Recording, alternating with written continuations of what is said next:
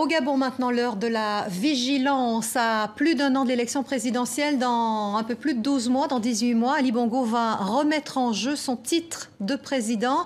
Et la défiance règne dans les rangs de l'opposition et de la société civile, dont vous êtes l'un des principaux leaders, Marc Ona Essangui. Alors, qu'est-ce qui ne va pas au Gabon?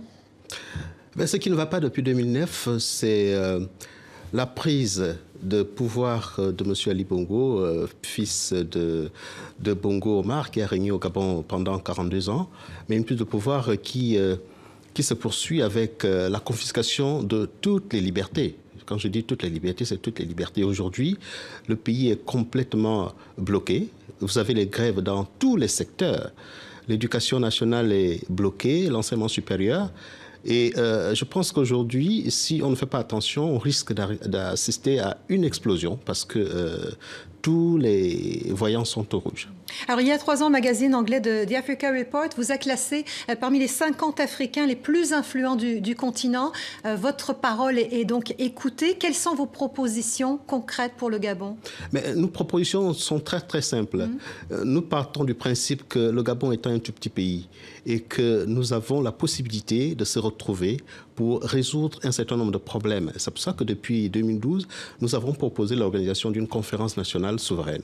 Au cours de cette conférence nationale souveraine, nous allons mettre à plat toutes les institutions qui aujourd'hui ne sont pas républicaines. Les institutions sont tenues par une présidence omniprésente. La justice est entre les mains des mêmes personnes et nous vivons dans un pays où les droits fondamentaux ne sont même plus respectés. Alors on commence par quoi? Réformer la Constitution, la loi électorale? Il faut revoir la Constitution, il faut réformer la Constitution. Il faut revoir la loi électorale, il faut revoir la commission électorale et surtout, il faut organiser les élections transparentes pour 2016. Alors on parle d'un scrutin présidentiel à 2 tours, il est actuellement d'un seul tour. On parle d'une limitation de mandat concrètement? Mais ça fait partie des choses que nous exigeons. C'est-à-dire nous ne pouvons plus repartir en 2016 avec un scrutin à un tour. Avec tout ce que cela comporte comme risque.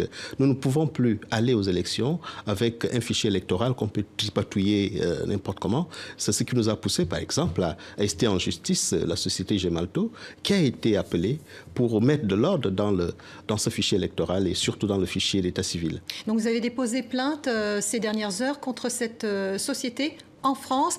Cette société s'occupe donc de l'aspect biométrique du processus électoral. Effectivement, nous dénonçons ce que nous appelons une sorte de corruption active ou passive, et surtout le manque de documents, c'est-à-dire nous n'avons pas accès au cahier de charges, on n'a pas eu accès au contrat pour justifier la dépense de 40 milliards de francs CFA pour une population, un corps électoral de 500 000 électeurs, alors que dans certains pays où la population est extrêmement 10 fois plus nombreuse, on a enregistré des sommes beaucoup moins élevées que ce que le Gabon a déclaré.